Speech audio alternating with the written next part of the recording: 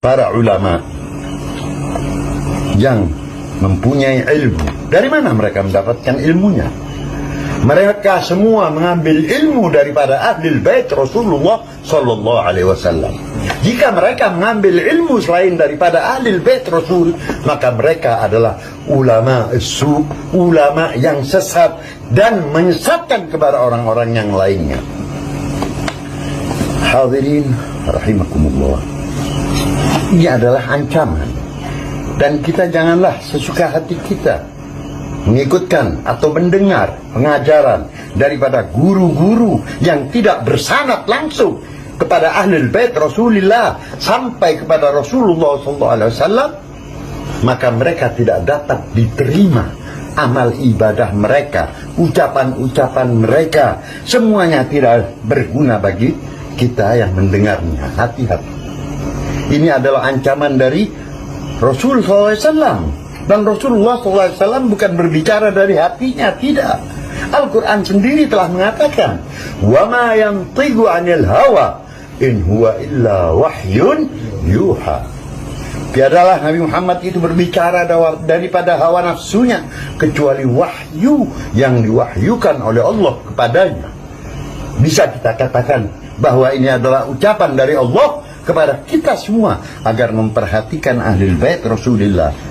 Tidak ada gunanya kalian bersembahyang, tidak ada gunanya kalian berpuasa, tidak ada gunanya kalian mengeluarkan zakat apabila di hati kalian ada kebencian sedikit kepada ahli bait Rasulullah SAW. Maka Allah Subhanahu wa Ta'ala akan menolak daripada segala amalan-amalan kalian. Assalamualaikum warahmatullahi wabarakatuh. Saudara-saudaraku semuanya, alhamdulillah semuanya sehat selalu ya. Alhamdulillah kita bertemu lagi dalam channel ini. Pada cuplikan video tadi, insya Allah kalian sudah paham bahwa ajaran dari rombongan Yaman ini jelas menyimpang dari kebenaran. Jadi pada intinya, mereka ini menganggap dirinya lebih baik dari orang lain, meskipun itu adalah sahabat Nabi. Kalau tidak percaya, mari kita simak video jejak digital mereka, Habib. Ini videonya. 1. Merampok lebih baik daripada mengemis. Yang kelima, katakan kebenaran walaupun pahit ke dalam dan pahit keluar. Dan keenam, jangan pernah bangga dengan pujian dan jangan pernah sedih dengan cacian. Dan yang terakhir, jangan pernah mengemis. Jadi secara langsung Rasulullah meridhoi kerjaan merampoknya walaupun itu tidak dihalalkan, namun lebih afdol merampok dibanding mengemis. Lebih afdol merampok dibanding mengemis. 2. Membina sesembahan agama lain adalah bentuk ketaatan. Kok Tuhan-Tuhan yang disembah oleh orang-orang kafir nggak boleh dihina? Kan mereka udah hina semua. Kan menghina sesembahan-sesembahan itu kan sebetulnya taat.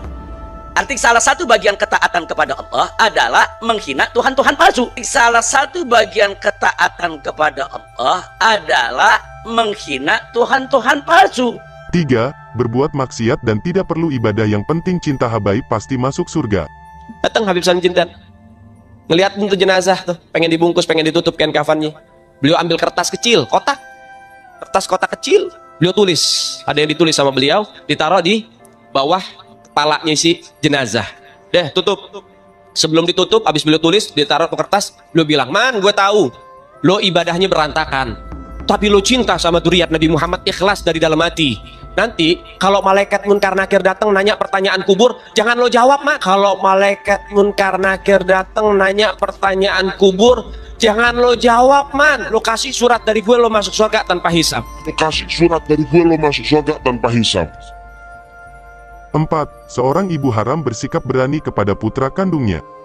Yang bukan syarifah, hati-hati. Bebini yang melahirkan itu cuman wadahnya aja.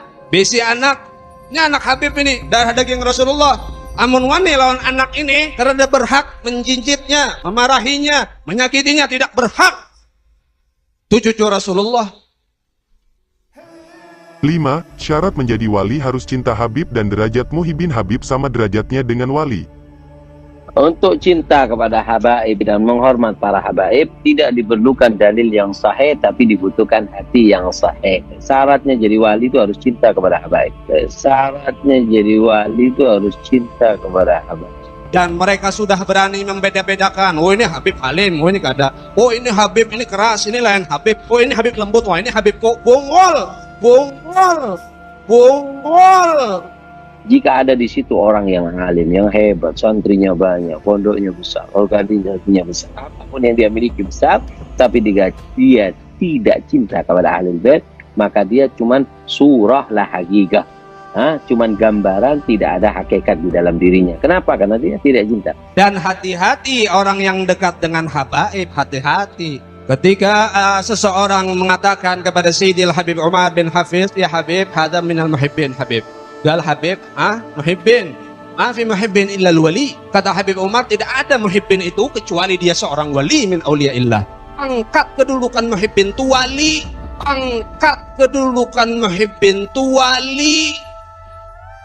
6. Pewaris Nabi bukan ulama, tapi pewaris Nabi sesungguhnya adalah Habib. Saya cucunya Nabi Muhammad, kamu wajib cinta sama. Bukan saya yang, tapi Al-Quran.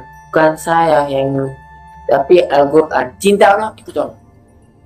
Kenapa? Pewarisnya Rasulullah itu tetap nomor 1 sampai kapanpun anak turunnya di Muhammad. Pewarisnya Rasulullah itu tetap nomor 1 sampai kapanpun anak turunnya di Muhammad. 7. Mengikuti Al-Quran sesat jika tidak mengikuti Habib. Kalau bahasa sekarang, ini Nabi dan keluarganya, ulama itu pengawalnya. Karena itu, kau ngikuti pengawal, itu mereka mengawal keluarga Nabi. Itu ngikuti Al-Quran tapi nggak ngikuti habaib, keluarga Nabi SAW, ahlul bait Nabi, ente juga sesat. Hati-hati. Kalau sudah mulai ada bughud, berarti kamu sudah meninggalkan satu daripada taqolain, dan kamu akan sesat, pasti akan sesat. 8. Menambahi rukun iman menjadi 7, yaitu iman kepada Habib.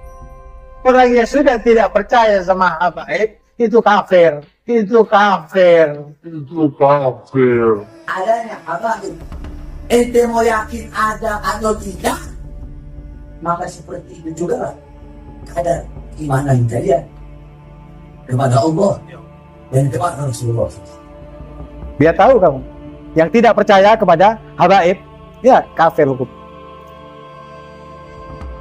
9. Habib Fakih Mukodam lebih istimewa dari Nabi Muhammad karena bisa mi'raj ketemu Allah 70 kali sehari. Imam Fakih Mukodam ini, saudara-saudara, beliau adalah pemuka pahlawi, beliau adalah pemukanya para sayyid, beliau adalah pemukanya para syarif.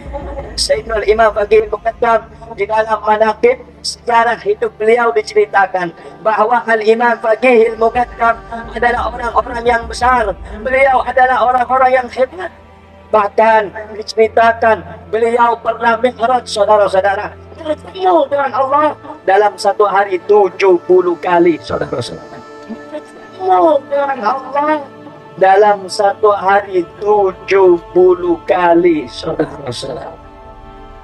10. Habib adalah ras paling mulia di dunia sampai-sampai jika ada kiai menikahi Habibah, maka itu kiai ta'i namanya. Baik apapun sukunya yang berani menikahi Syarifah, beritahu kepada habaib setempat, ulama setempat, pun tak mampu ambil telepon gue. Anda lihat sekarang Syarifah yang tidak taat kepada Rasulullah, membuka orang itu tadi dengan orang lain. Kita berani mengentengkan Syarifah, bahkan berani mengawini Syarifah. Bagaimana gimana itu mau bersama? Dari daging Rasulullah, dari Fatimah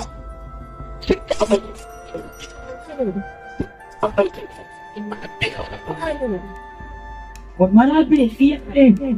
Sebenarnya pilih Syarifah.